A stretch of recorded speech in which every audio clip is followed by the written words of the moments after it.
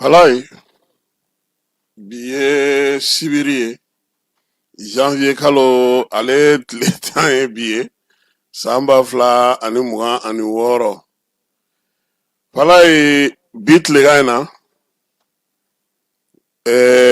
an bena an da don min na tiɲɛ don kibaruya dɔw b'an bolo nka nin waati laban in na i b'a dɔn k'a fɔ ko a fɔlɔ don ko ka dunko juguya ni yuruguyurugu kɛlɛli baara sigi sen kan. Falaye fɛn mun b'o olu kɛlɛw gɛlɛya o ye baarakɛyɔrɔw yɛrɛ sanuyali, baarakɛyɔrɔw yɛrɛ jɛyali, maaw yɛrɛ ka sɔn ka baara kɛ, maaw ka se ka fɛnw sigi sen kelen kan. Falaye dunko juguya ni yuruguyurugu n'i y'a ye bi a kumaw bɛ caya, fɛn tɛ fɔ maa minnu ma kosɛbɛ. A b'a fɔ minnu ma ko fournisseuru minnu bɛ taa minɛn ɲini ka n'a di mɔgɔw ma baarakɛyɔrɔw la. Kuma dɔ la baarakɛyɔrɔ yɛrɛ dɛfɛnw b'a fɔ ko wari t'an bolo nka an ka fournisseur y'a d'an ma, ni sugubulonbaw bɛ yen olu de bɛ taa fɛnw ta, olu de bɛ na ni minɛnw ye u b'a di baarakɛyɔrɔ ni cakɛdaw ma. Falaye bi o baara in a bɛ ɲini ka na tiɲɛ ka sababu kɛ mun ye a bɛ waati jan bɔ Mali jamana kɔnɔna na. Falaye bɛɛ b'i kɛ baara bɛɛ kan, kuma tɛ kɔlɔsilan tɛ baara minnu na, nduloma ale ni lakana ɲɛnama tɛ baara minnu na, donkan ni bɔkan ni sigikan ani baara kɛcogo kan lakɔlɔsili tɛ baara minnu na kosɛbɛ. A ka ca kɛnyɛrɛye kunda de kosɛbɛ bi an ka jamana kɔnɔ. Bɛɛ bɛ wuli k'i ɲɛsin fɛn bɛɛ lajɛlen ma. Falaye bi n'i ye denmisɛnnin 2 ni 3 ye u b'a fɔ ko olu ye fournisseur ye, u bɛ maaw wele e tɛ se ka marché d'an ma yan fɛ wa, nin sugu bɛ yan fɛ e tɛ karisa dɔn wa. Falaye denmisɛnnin caman donna politiki la k'a sira surun kɛ o n'a ɲɔgɔnnaw ye. N'an ka parti ministre bɛ yɔrɔ la, an ka parti ɲɛmaa bɛ yɔrɔ la, an kɔrɔkɛ dɔ bɛ yɔrɔ la, an ka sɔrɔdasi ɲɛmaa dɔ bɛ yɔrɔ la. Falaye an b'an jigi da o kan, yen yɔrɔ sugubulo an n'o kɛ an sago n'an dungo ye. Anw ye fournisseurs ye, an de bɛ minɛnw ɲini, da duman bɛ anw de bolo. A kɔlɔlɔ nalen do kɛ mun ye bi Falaye, i b'a dɔn kɔni n'i ko i ɲɔgɔnna dɔnniba t'a la ten, i b'a sɔrɔ ɲuman de kɔni bɛ sɔrɔ i la. Maa min tɛ se ka miliyari sɔrɔ suko ni dugusajɛ cɛ, n'o nana miliyari 2 sugu sɔrɔ Falaye, maa kan k'i yɛrɛ ɲininka, sabula a dɔw la i bɛ dɔ bɔ ka dɔ di yaasa i ka sen ka se ka don a kow la. A tɛ taa ten o, ten tɛ yen o. Bi o gɛlɛya nana kɛ mun ye? Fɛn dɔw bɛ kumaniya minnu yɛrɛ ka baara don ma Falaye k'a di maaw ma, maa minnu ka baara yɛrɛ tɛ, a tɛ ɲɛɲini, a tɛ ɲɛdɔn. Fɛn o fɛn bɛ yen ko ni jamana kan k'a san, ni wari ye kunnama dɔ sɔrɔ Falaye, a bɛ fɔ de ko a ye na ni a ɲɔgɔnnaw ye u ka ɲɔgɔn dan kɛ a la, min ta ma da nɔgɔya ani min ka fisa jamana ma u b'o ta. Nka Falaye bi faso ka baarakɛyɔrɔw la, Falaye ka cakɛdaw la, an ka marabolow kɔnɔnaw la, gouvernoraw kɔnɔnaw la, préfecture kɔnɔnaw la, assemblée régionale kɔnɔnaw la, Falaye ka taa se ministresow ma, mɔgɔ dɔw sigilen n'o ye, n'i ye ko kɛ cogo o cogo b'a fɔ ko non an yɛrɛ b'a da duman sɔrɔ sugu la.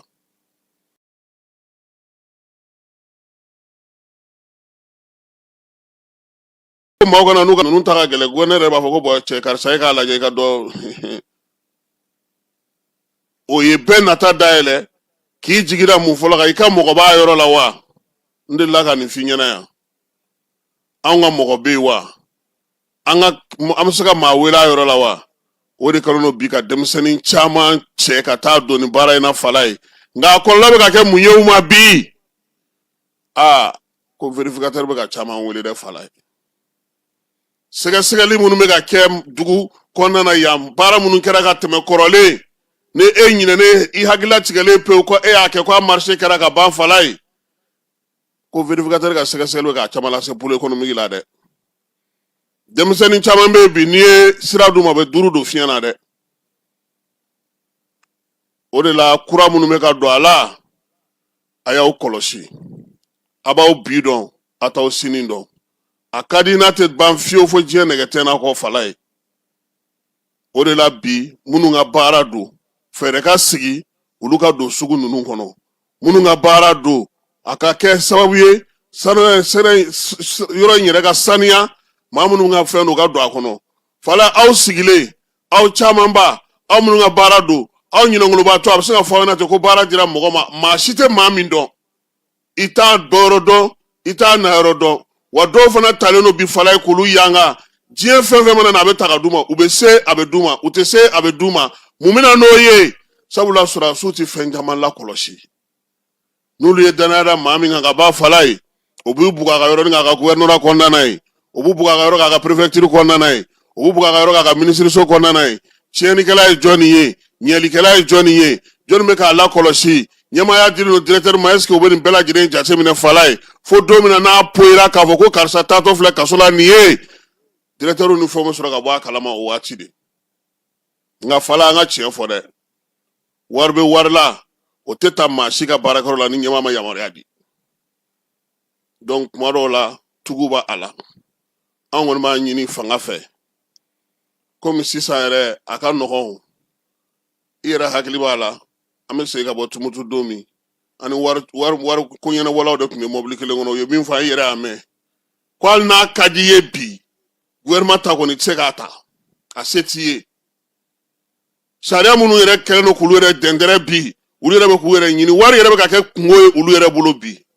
a ɲumanw dɛ sinɔn dɔw bɛ olu ka sira fosi t'a la u b'a folonkoto ka taa n'u yɛrɛ ye o la bi denmisɛnnin caman y'an wele fala ye tiɲɛ na u kɔni k'anw ma ko u welelen don k'olu yɛrɛ t'u wele kun na n ko a b'a wele kun na dɛ n k'aw kun ko k'aw ye jeune fournisseur ye ni pool économique ka wele selen don aw ma a b'aw labɛn parce que jamana nafolo de don fala ni ne kɛlen don ka dugu yɛrɛ kuma bɛɛ tɔgɔya bi i m'a ye coupe d'Afrique ni fɛn na gintan caman ma se ka se ka kɛ ko caman bɛ i m'a ye o ma se ka sigi sen kan maa caman de welelen don san daminɛ na fala ye k'i ye mun ta k'i ka na n'a ye i ka n'a ɲɛfɔ a ma nɔgɔn dɛ kunu ni kunna sini nin ko de bɛ dugu kɔnɔ ko sɛgɛsɛgɛli minnu kɛra ani ko minnu kɛra ka tɛmɛ les jeunes fournisseurs les puissants k'u welelen don fanga kɔnɔna na fala ye bɛɛ bɛ ka maa ɲini e bɛ maa dɔ y'an fɛ yan anw da ye mardi ye anw da ye mercredi ye anw da ye nin don in ye fala ye jamana ko i k'a kɛ k'a ɲɛ de maanifin i bɛ ko o ko kɛ i sɛmɛ jabaru masa la sabula bi bɛ yen sini bɛ yen hali minnu b'a duman na bi u k'u hakili t'u yɛrɛ la parce que sariya min bɛ yen baara min bɛ ka kɛ sigi sen kan bi i yɛrɛ DFM ka kuma mɛn a ko hali n'a ka d'ale ye a tɛ se k'a kɛ min tɛ sariya kɔnɔ olu tɛ se k'a kɛ tuguni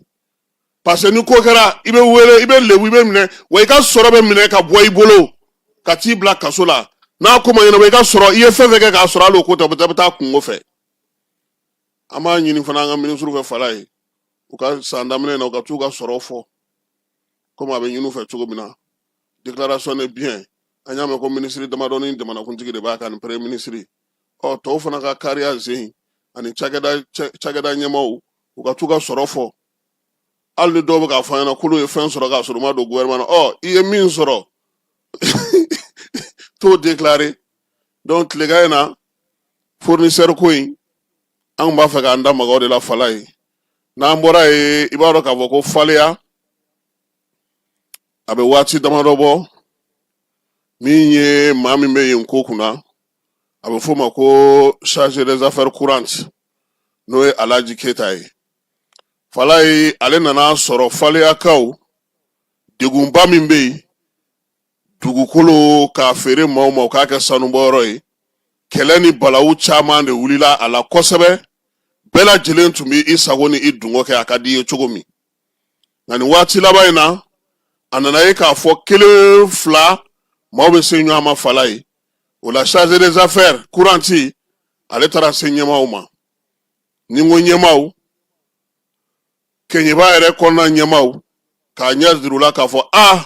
ne ka dugu kɔnɔ dugudenw bolo bɛ nin kana se ɲɔgɔn ma k'a sababuya kɛ dugukolo ko ye a ye fɛɛrɛ sigi sen kan an ka jɛ ka fɛɛrɛ ɲini min b'a to ko in bɛɛ bɛ se ka ɲɛma jɔ n'i bɛ ko la fala ye ko wɛrɛ fana ɲɛ b'i la o maa caman bɛ yen o ko in ma diya olu ye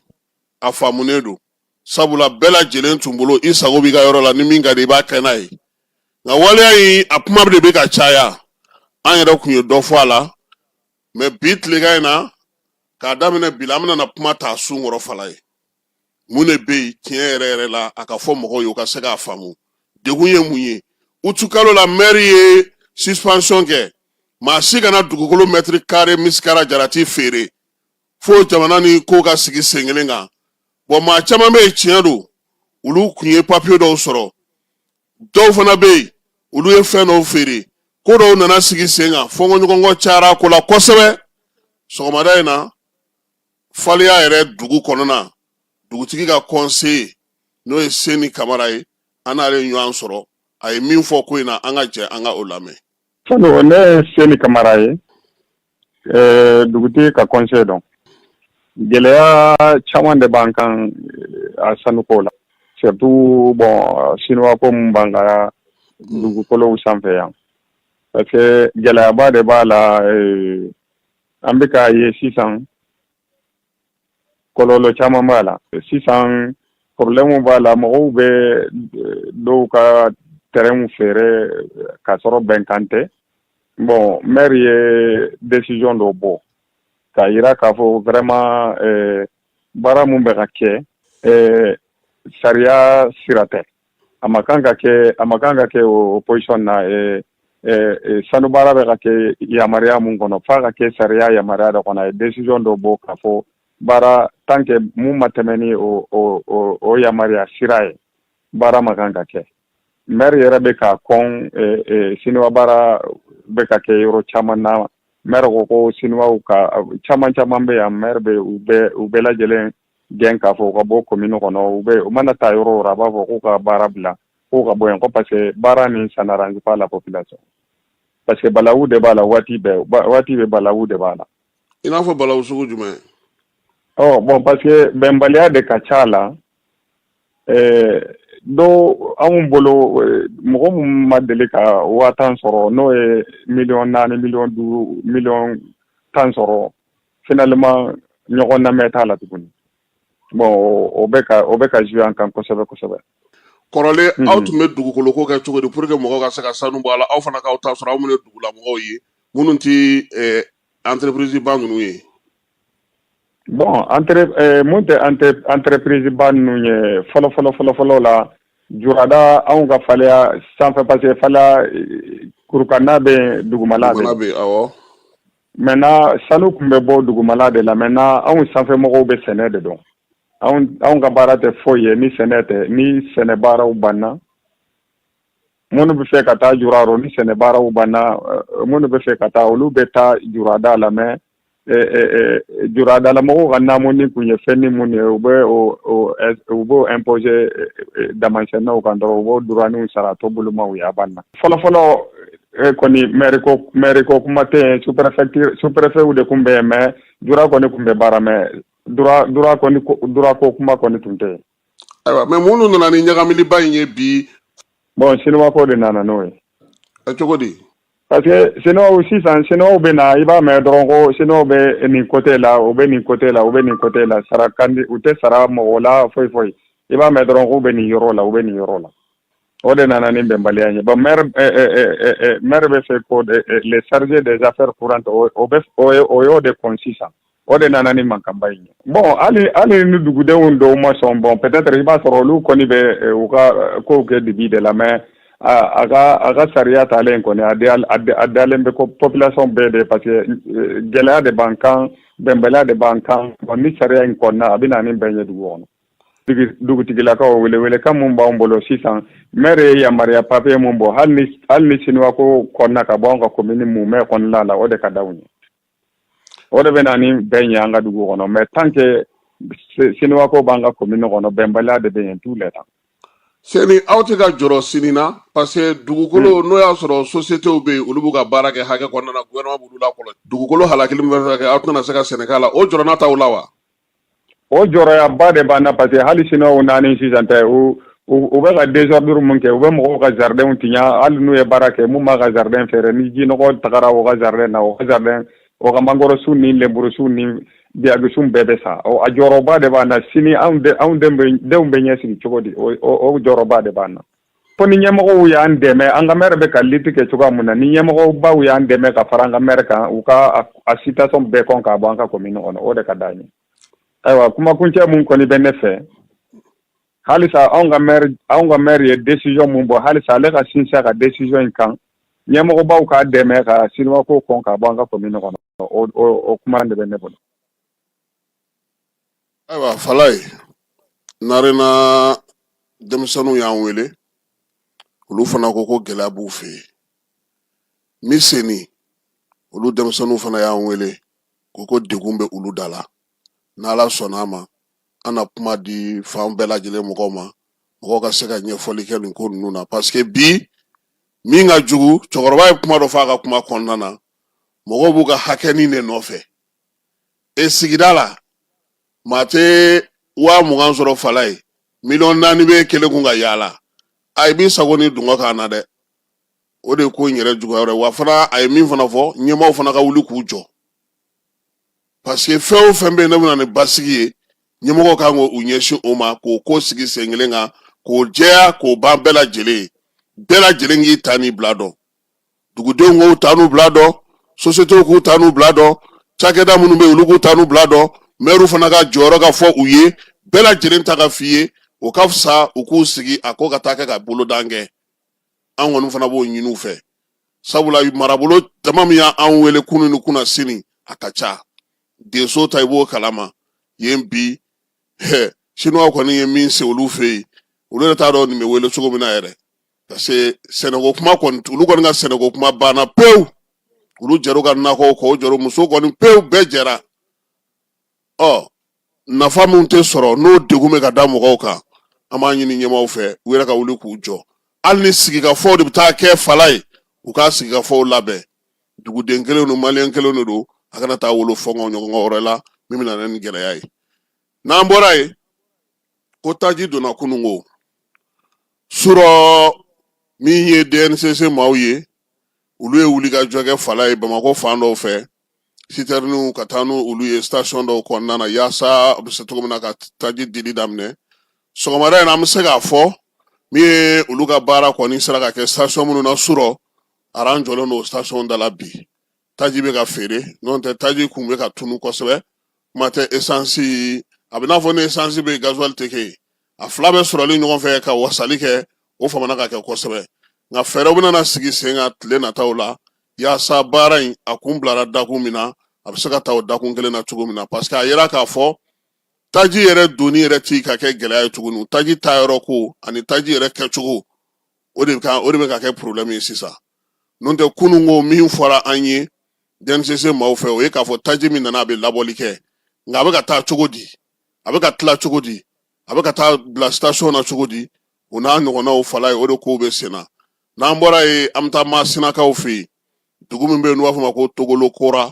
Togolokura bin taara kɛ yenkaw kan min ye nin kalo in tile 8 alamisa tɛmɛnen maa 3 o de fatura min ye maa 13 o juguna dugutaa mobili dɔ ka bɔ u ka dugu kɔnɔ n'o ye Togolokurakaw fɛ yen ka na Bamakɔ yan sa bin kɛra o fana kan marifakisɛ kɔni cira maa dɔw joginna o la nka min ye maa joginnenw ye olu sera ka taa nin waati na ka taa n'u ye Masinakaw olu fɛ yen Yoroso Bamancɔre ni ɲɔgɔnwale kabaw taara cu Karanganakaw fɛ yen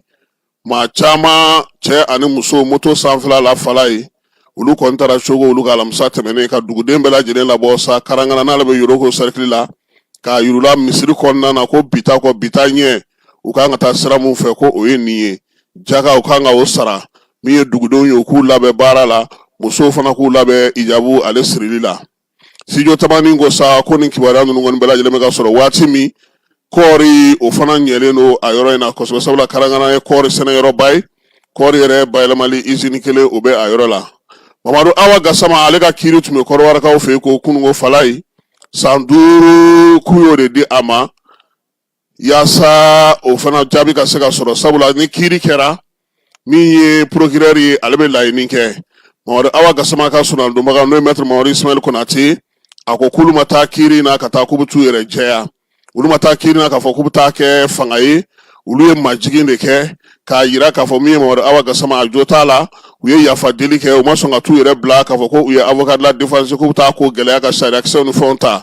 Mamadu Awa Gasama kɔni ka laɲini kun kɛra o de ye sabula fɛn o fɛn fɔra k'a m'i cɛ ka bɔ a kɔrɔ o la sa ko Côte procureur kuma bɛɛ lajɛlen lamɛnlen ale ko san 5 100 ko ka o sara ni Ala sɔnna ma janvier kalo in nin kalo kelen in fala ye a tile 30 kiiri jaabi bɛ bɔ ka bin Mamadu Awa Gasama n'a ta a n'a bila dɔn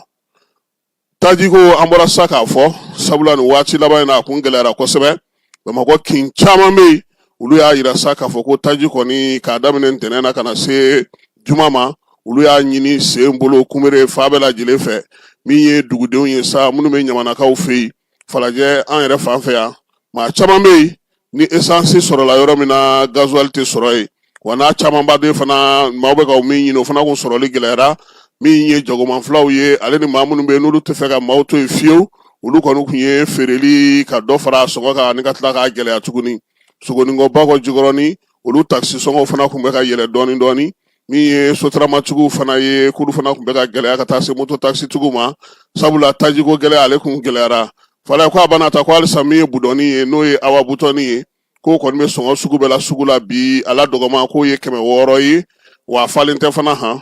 k'o bɛ feere maaw ma o de hukumu kɔnɔna na sa kunun ko Lazara waati min ye citerne kɔni ye olu donna Bamakɔ kɔnɔna na DGCC ale olu dɔw salo ka taa n'olu ye maaw bɛ se cogo min na ka se ka olu la sɔrɔ cogo ɲuman na station kɔnɔnaw olu la fan bɛɛ lajɛlen fɛ Bankas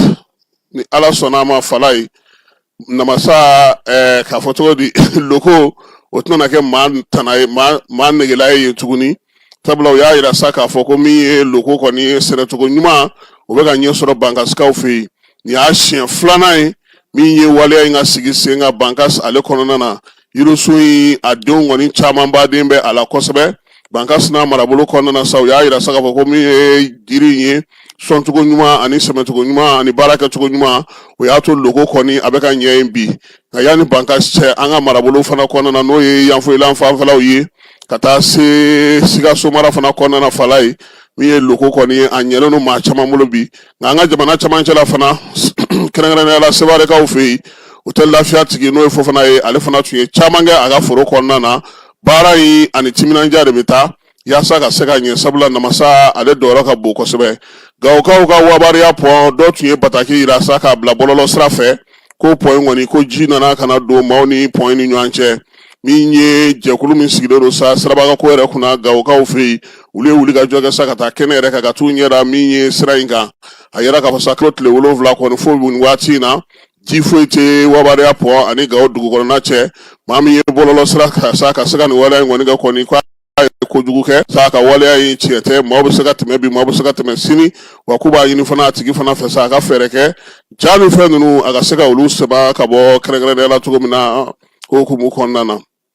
fala ye sanu ɲɔgɔn ye fana kɛra kɛrɛnkɛrɛnnenya la min ye CNT maaw ye olu ye sariya kura min talen don sanuko la a n'a bolofaraw ka baro sigi kɛ o kan ka se ka ɲɛfɔli kɛ CNT yɛrɛ ɲɛmaada an ka naaninan n'o ye an bɛ Funema Alimadani ale tun bɛ kɛnɛ kan ministre Aluseni Sanu ka taa fara ministre professeur Keyita kan min ye CNT ale maa min bɛ n'o bɛ sanuko kunna o ka jɛkulu min bɛ sanuko kunna n'o ye Asani Sidibe ale fana tun bɛ ni CNT tɔnden bɛɛ lajɛlen baro sigi in kɛ kun ye sa u ka se ka baara faamuya hakilina minnu sigilen don sen kan sa ka se k'olu bɛɛ lajɛlen kɛ sigi sen kan kosɛbɛ a ka se ka ɲɛfɔ cogo min na kɔmasegi baara u ka se ka olu kɛ u ka sigidaw kɔnɔna na kuma tɛ bi sanuko kuma ani sanubɔko kuma a cayalen don kosɛbɛ an ka jamana ale kɔnɔna na fala ye an bɛ taa fan fɛ an bɛ sɔrɔ ka taa Marɔku fala ye kunun ko tun ye Coupe d'Afrique quart de finale olu baaraw ye an y'a ye k'a fɔ an ka jamana kɔni an ma se sɔrɔ Côte d'Ivoire an danna yɔrɔ min ɲinan fana an danna yen fala ye k'a daminɛ san 2000 ni nka yan'o cɛ an ka taa dunanjigiso dɔ kɔnɔna na Marɔku ka pankuru min bɛ yen n'o ye masakɛ ka pankuru so ye n'o ye Marɔku jamana yɛrɛ ka pankuru ye Royaume olu ye maaw fara ɲɔgɔn kan ka Mali ale ni Senegal ka ndolantan lajɛ Famara Berete tun bɛ ale min sɔrɔ an k'o lajɛ fɔlɔ yan'an ka na an ka hakilinaw fɔ ndolanci in kan. Marɔku kan ni a ndolantanw bɛ sen na quart de finale olu daminɛna yasa ka se ka maaw la nisɔndiya marokaw ka pankulu cakɛda Royal Air Maroc u ye écran géant ba bila sen kan maaw ka taa Mali ni Senegal ka dolantan lajɛ nisɔndiya ni kuloniyɛlɛ kɔnɔna la dolantan in kun ma kɔnɔnen don kosɛbɛ Senegal jamana o bɛ bi kelen don Mali la première mi-temps Mali bɛ tila ka carton rouge ta Yves Bissouma an ka kapitɛni o mun bɛ kɛ sababu ye ka gɛlɛyaba lase Mali ma dolantan in tɔ kɔnɔ dolan bɛ kun cɛ Senegal ka kelen Mali ka kanangolo n'o bɛ kɛ Mali bɔlen kulon na maa caman ka faamuyali la ko yaasa Mali balonko ka sira sɔrɔ ko an ka balontan ɲɛnabɔli jɛkulu fédération k'o de kan ka ci bɔgɔbɔgɔ k'a yɛlɛma ka na ni ɲɛda kuraw ye an ka fédération parce que balontan ye fɛn dɔ de ye c'est-à-dire qu'il faut que fédération k'a dɔn k'a fɔ u ka joueurs bila lafiya kɔnɔna la joueurs bɛnbaliya ni fɛn ninnu pour moi an ka balontan problème c'est quoi c'est la fédération u t'u jɔyɔrɔ fa o dɔrɔn de don sinon an ka joueurs filɛ nin ye c'est des joueurs qui sont talentueux avenir b'u la fɛn bɛɛ b'u la mais pourquoi on n'arrive pas ça c'est les vraies questions pourquoi on n'arrive pas parce que pour moi fédération c'est-à-dire que il est temps pour nous en a confiance dans non seulement entraîneurs locaux mais en même temps aussi à essayer d'attendre un joueur ou faire un jouer en championnat qu'on a là parce que donc on va sélectionner bien sûr c'est vrai au loup volontairement mais il est temps en a confiance dans les fédération mimbe ou parce que ça fait 10 ans ou bien même plus c'est la même chose en mettant à mes quart de finale à ma les joueurs où il y a la plupart ils vont parler de la fédération. Mali ont été génie du scolo quoi. Il va déterminer pays tout le monde joue bébé génie du scolo de. Mais gagner ou aimer ça, mais au té malien qu'on a quoi. Donc Mali tire en bétoro avant bé du scasi. Donc en bé du scasi donc il faut que malien ka génie du scolo de ara donc les maliens de ka interagir avec un génie jamana de. Donc mon bé ka génie jamana était ka génie yere kele. Fait que ni dit qui sont dit à génie jamana kama parce que moi que l'ingété et puis Mali on te dit ils jouent pas par équipe. Mali bora ni kanina amadjanye mais il faut donner manga jekelaula. Pourquoi donc Mali mako be muna sisa mako be en fene kan fo ko tiena Mali ku takana. Ou bana G ku be ka G were mako be ka G ku be ka G jamana yi. Ku tira bi adigirana fo adigirana. Royal Air Maroc ko yaasa ka ni dolantan ba ye mun bɛ ka tan marokokaw fɛ yen nɔ k'a kɛ dolantan dumanba ye ka maaw la nisɔndiya u b'a dɔn k'a fɔ balontan ye faraɲɔgɔnkan ye o de la u bɛ maaw fara ɲɔgɔn kan dolantan mati waati caman na bɛn ni keleya nisɔndiya an k'an tɛgɛ don minɛn kelen kɔnɔ yaasa ka jamana filaw jɛɲɔgɔnw kolo giriya. Ayiwa Falaye mati filanan na Maroc ale ye se sɔrɔ kɛrɛnkɛrɛnnenya la Cameroun kan 2-0 balontan in jijara kosɛbɛ hali n'i y'a mɛn ko 2-0 min ye Maroc ye a kɔni tiɲɛ na a ye balon ta nka maa caman taara ni min ye sa i n'a fɔ kɔrɔlen Maroc kan dolantan tɔw bɛ cogo min o ye arbitre ko kuma in ye nka an ka sɔn fana k'a fɔ ko Maroc fana ye balon ta min ye Cameroun fana ka mɔgɔw ye o ye balon ta kosɛbɛ Falaye kɛrɛnkɛrɛnnenya la sa min ye sɛgɛw ye olu bɛna na segin a tɛ furu de ma ko ka segin ka na so parce que u tɛna na so yan a kɔni tɛna na yan bɛɛ b'o dɔn u ma bɔ yan ka taa fana o kabini ko in daminɛ Falaye fɛn dɔw bɛ yen an ka sɔn olu ma quoi tiɲɛ don nin kan in na mɔgɔ dɔw bɔra k'a fɔ k'u bɛ dugawu kɛ u bɛ fɛnw kɛ o Mali équipe fura dama o bɛ yen ŋaniya ɲuman ka se ka équipe dɛmɛ o bɛ yen kuma bɛɛ wariko ni fɛn minnu donna la sen ta la an m'o de faamuya nka o bɛɛ n'a ta a bɛɛ ye ŋaniya ɲumanya ye pour que ka se ka ko kɛ mɔgɔ ka se ka u sen don a la ka se ka kɛ ka ɲɛ an b'a se ka bila o minɛn kɔnɔ nka fɛn dɔw bɛ yen fo an kana ka jamana ka sɔn o ma niveau min balontan selen don yɔrɔ bɛ se yɔrɔ dɔ la Falaye tiɲɛ yɛrɛ yɛrɛ la n'i ye tɔn bɛɛ lajɛ siɲɛ 2 siɲɛ 3 i b'i ka tɔn dɔn a bɛ se ka min kɛ jɔsen min b'a bolo o la anw yɛrɛ baaraba bɛ anw yɛrɛ bolo anw minnu ye kunnafonidilaw ye tɔw bɛ se ka fɛn dɔw fɔ ka jama la girin ka jama bila hakilila dɔ la anw m'an ka fɔ ko parce que an ka équipe don an b'a fɔ ka non min bɛ yen an k'o fɔ mɔgɔw ɲɛna o la a balana tɛ kɛ équipe mun filɛ nin ye fala ye n'i ye anw bɔ a la maa si tɛ huitième de finale na min ma coupe d'Afrique ta siɲɛ kelen a dɔgɔman ye Sénégalais an n'o min bɛnna o y'a ta siɲɛ kelen sinon a tɔ bɛɛ kɔni siɲɛ 4 siɲɛ 3 bon olu baara dɔ de kɛra u fɛ yen ka bila u ka jamana u ka farikolo ɲɛnajɛ ɲɛmaaw fɛ c'est à dire n'i nana cogo o cogo i b'a ta ni dabada in ma mais o t'anw fɛ yan o b'anw cɛ fɛn caman de la c'est à dire ka se ka fɛn fɔ ko a n'i donna na nin ko tɔ tɛ kelen nin ye faso ko ye o b'anw cɛ fɛn caman na o faso ko min n'an b'a fɔ da la f'an ka se k'a ladon waleyali de la sisan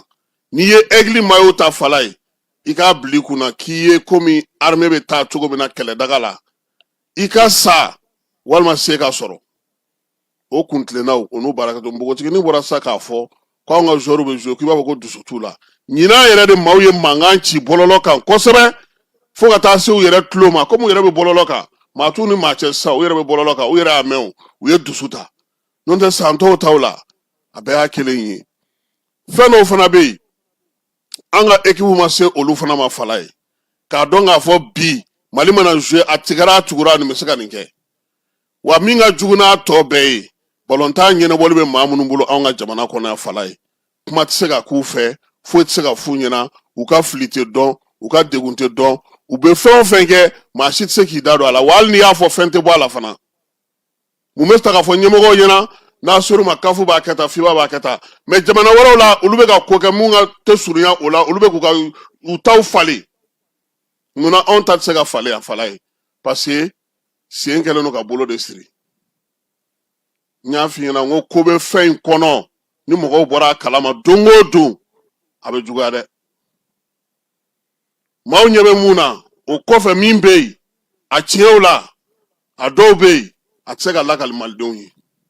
o de la an ko ɲɛmɔgɔw ma kuma bɛɛ u k'u jɔ u jɔyɔrɔ fala ye fɛn dɔw bɛ yen kana sɔn fiyewu o ka kɛ i sigilen ɲɛna denmisɛnninw taar'u ka coupe d'Afrique la Côte d'Ivoire u jouera a nana ɲini u fɛ ko f'u ka fédération ɲɛmɔgɔ ɲini ko ka t'o fo u ko k'u tɛ se k'o kɛ a bɛ degun min kɔnɔ ko k'u tɛ se k'o kɛ o kɛra caman kɛlɛkun ye k'olu bɔ équipe la ka fɛn caman sigi sen kan ni jamana ɲɛmɔgɔw tun y'u jɔ u jɔyɔrɔ k'a fɔ a tiɲɛ na nin fana ka gɛlɛn mais olu joueurs kɛlɛla yan san kelen k'u bila kɛrɛfɛ maa si m'u dɛmɛ kunun de ala yɛrɛ ye tiɲɛ segin tiɲɛtigiw ma kɛnɛ kan parce que n'i y'a jateminɛ minnu kɛlɛra balontan b'an kuma olu de tun b'a kɔnɔ mun nana ni denmisɛnninw farali ye u ye dege karamɔgɔ min ta nka dege karamɔgɔ tɛ minnu bɛ balontan ɲɛnabɔli ko kunna olu de don parce que n'i ye min fɔ entraîneur ye falen a b'o de kɛ e de b'a sara donc ne b'a ɲɛ k'e b'a sara e bɛ ka mun fɔ a ɲɛna a b'o de kɛ fɛn dɔw fana bɛ yen an ka farikolo ɲɛnajɛ wari min bɛ don a la fala ye a ka ɲɛɲini ka ɲɛdɔn ten sa maliyɛnw dusu kasilen don dɛ wa anw bɛ anw ta ka fisa minnu bɛ jamana kɔ kan ala dɔw tɛ se ka bɔ kɛnɛ ma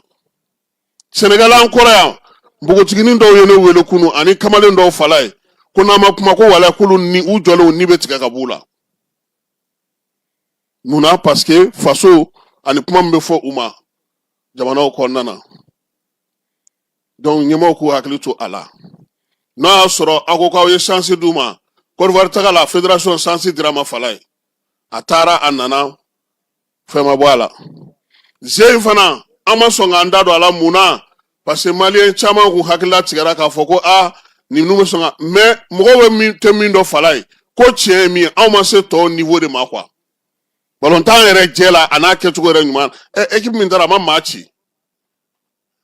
a ma se maa la n'i y'a ka jouer kɛcogo lajɛ bi sini b'a ye dɔwɛrɛ bɛ don o don fo ka taa falen joueur bananenw ni joueur minnu tɛ jouer k'olu ta k'olu kɛ titre ka tila ka capitaine jala fana ta ka d'u ma tuguni yɔrɔ kɔni o fana o kisa ka gɛlɛn sa dɛ e yɛrɛ bɛ se sɔrɔ o la cogo di mɔgɔw yɛrɛ bɛ ɲɔgɔn dɔn balontan na fala ye e yɛrɛ b'a dɔn i bɛ balontan ni maa min ye i ka jouer heure ka ca n'a ye o kana jouer k'e sigilen to e b'i ka tɔn na e ye ŋana ye petini la ye Kamori kunun Kamori donna dɔrɔn bɛɛ y'a ye